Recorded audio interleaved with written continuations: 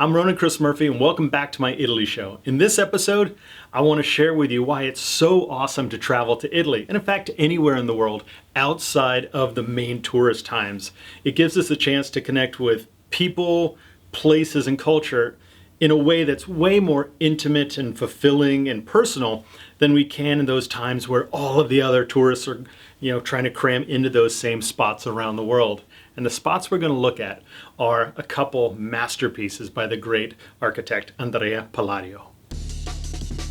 I'm Ronan Chris Murphy, and being somewhat well known as a record producer has given me the chance to travel to lots of cool places around the world. And just like everybody else, I fell in love with Italy. I get back to Italy every chance I get, and I started bringing a camera along to document all the cool things my friends have shown me. Don't get me wrong, I'm no expert on any of this stuff, but if you love Italy half as much as I do, you might enjoy tagging along while I butcher la bella lingua and eat and drink my way across Italy.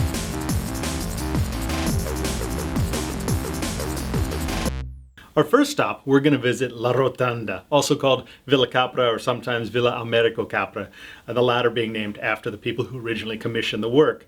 But this was one of Palladio's great masterpieces, and for those of us in the United States or really anywhere in the world, we kind of know Palladio's style. The President of the United States lives in the White House, a Palladian-style building. And also one of the founding fathers of the United States, Thomas Jefferson, his Monticello is another classic Palladian-style design inspired by this master architect. Anybody that's hung out and talked travel with me has probably heard all this before, but I can't express enough how cool it is to travel around Italy slightly in the off-season and to places other than the most famous, Rome, Venice, Portofino, Milano. I'm in Vicenza, and if you don't know architecture, I'm at La Rotonda. I've wanted to visit this place for years. It's one of the most important works by Andrea Palladio, arguably one of the most important architects in the history of Western culture.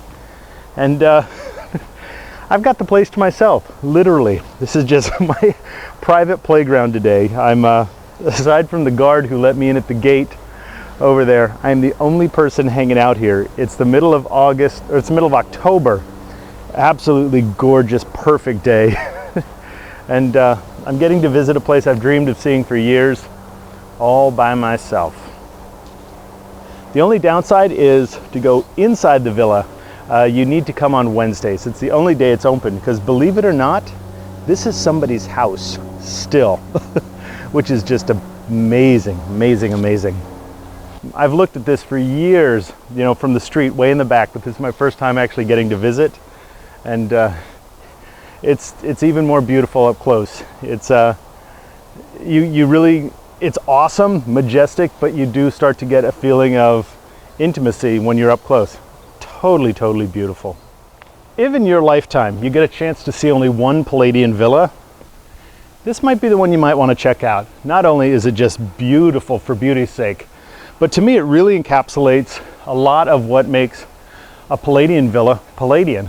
Of course, you've got the big neoclassical facade here, but what's interesting is Palladio's taken his love of symmetry kind of to the extremes in this place. You of course have the symmetry of this facade, which you'll find on most Palladian villas, but he takes it one step further, and every side of this building has an almost identical facade. So no matter how you approach the building, you are struck with this same imposing facade and grandeur. It's also a really good example of Palladio blending into the landscape. The sort of round dome and sort of roundness of La Rotonda makes this villa really blend into the hill it's set up upon. So if you're approaching the villa from a distance, it actually looks as if Villa Capra grows straight out of the hill it's set upon. Next up, we're going into Teatro Olimpico. This is also in Vicenza on the other side of the town and actually a little closer to downtown at Corso Palladio in Vicenza at the very end of that street. This was Palladio's last work, and like La Rotonda, it was Vincenzo Scamozzi who picked up the ball after Palladio died. He never actually got to see these to their full completion. You're going to notice in this video that I'm pretty dark. it's because I didn't have a chance to do beautiful lighting in the theater. And I thought it was way more important that you get a chance to see how gorgeous and beautiful this place is than me try and tweak it in post-production so you can see my face. I've never taken it for granted that I've actually got a pretty cool life, but some days are just much cooler than others.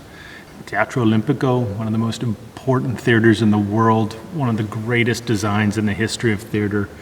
And for most of the last hour and a half, I've just been hanging out here by myself, just soaking it in. And it's one of the great reasons why I always recommend people enjoy checking out what people might consider the second-tier cities in Italy, because you've got these incredible places and you don't have the big mash of tourists that you're going to get in a lot of places like Rome or Venice, especially now. It's middle of October, late in the afternoon, and just surreal. Teatro Olimpico was actually Andrea Palladio's last project, and he actually died during the building of it, so he didn't have a chance to oversee the completion of it.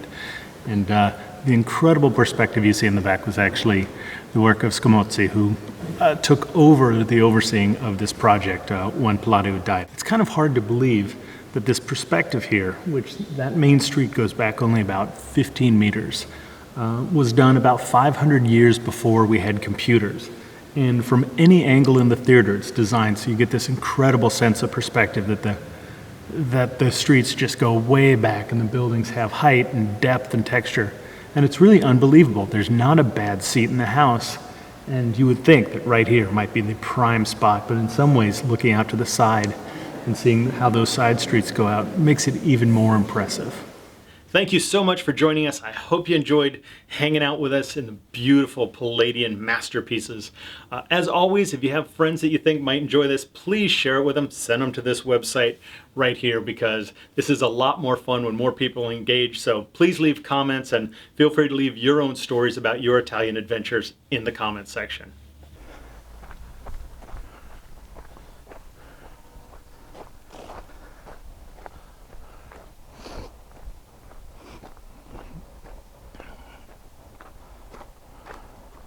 Good television.